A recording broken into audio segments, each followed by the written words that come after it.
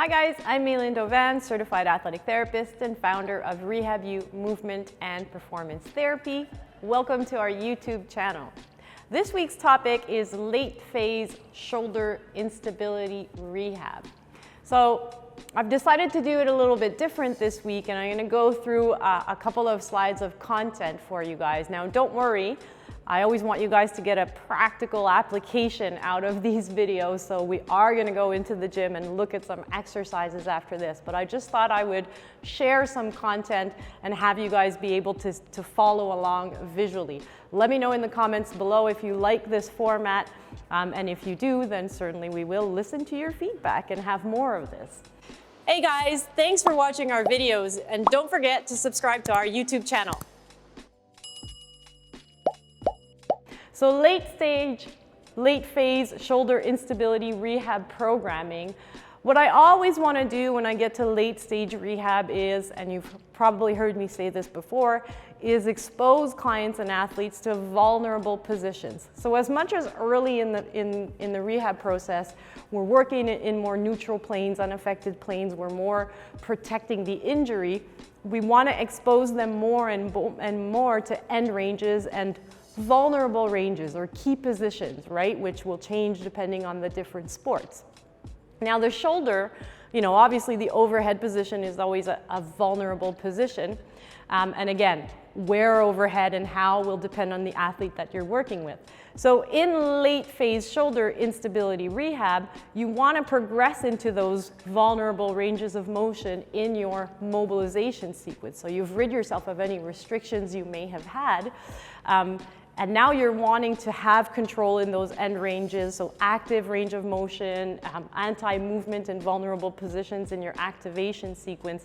You want to move the torso underneath the shoulder. So when you get to this late phase rehab, your mobilization activation is kind of a bit of a continuum, right? You're working through active range of motion, so there's a lot of a motor control element there, and you also want to be able to create rigidity to avoid excessive movement, and then you also want to be able to react to joint perturbations.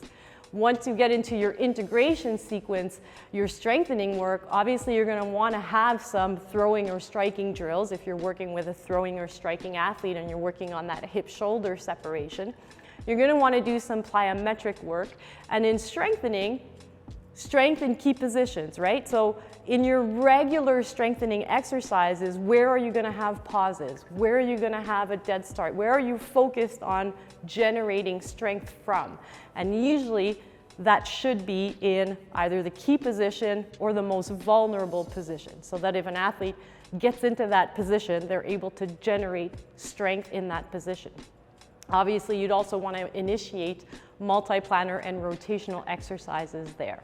So here's a sample of a late phase shoulder instability rehab program. And we're actually going to go in the gym in a couple of seconds and show you some of these exercises. So in the mobilization sequence, I've got an exercise where the athlete will be in an overhead position and we're actually moving the torso underneath the shoulder, right? The activation sequence is going to be about creating a rigid lever, so anti-movement. We're going to show you an anti-movement exercise.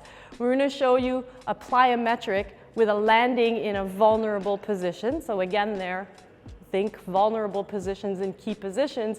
And we're going to show you in the integration how we use a Savicast press with a dead start to say, well, we're creating strength now from a position that's more difficult to generate strength from. So let's go in the gym with our supermodel Verge and look at all of these exercises.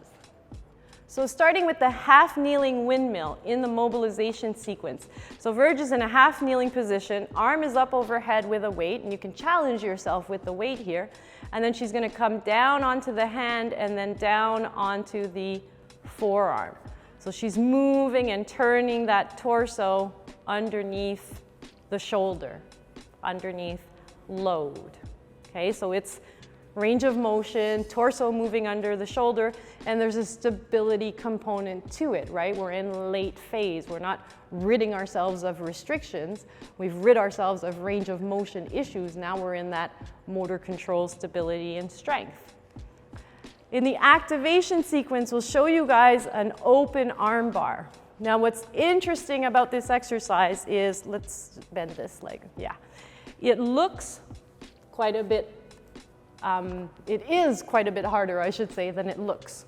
So it looks quite a bit easier than it is.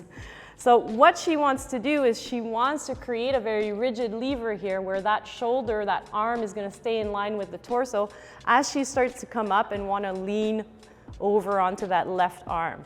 So see how there was no lag there. As she lifted the torso up, that arm stayed in position. What we don't want to see is the torso starts to come up and the shoulder lags behind, right? Come on up, there we go. So we see this nice rigid lever, that stiffness that she created to keep that shoulder in line with the torso. Perfect. And you can do reps here, and she can hold that top position, hold that rigid position.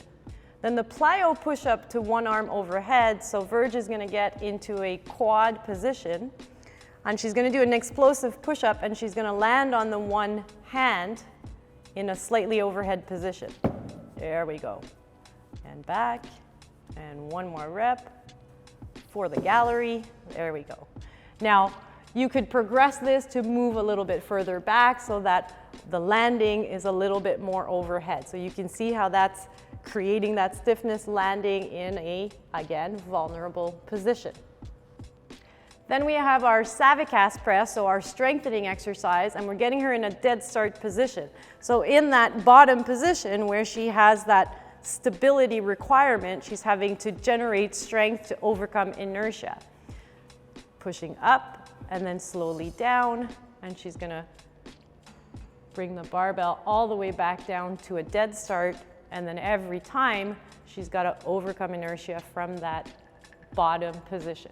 And now you could play with range here where we could decrease or increase the range of motion, sorry, so bring the bar down closer to underneath the chin, and she'd be even in an even more vulnerable position, so even lower where she has to generate strength.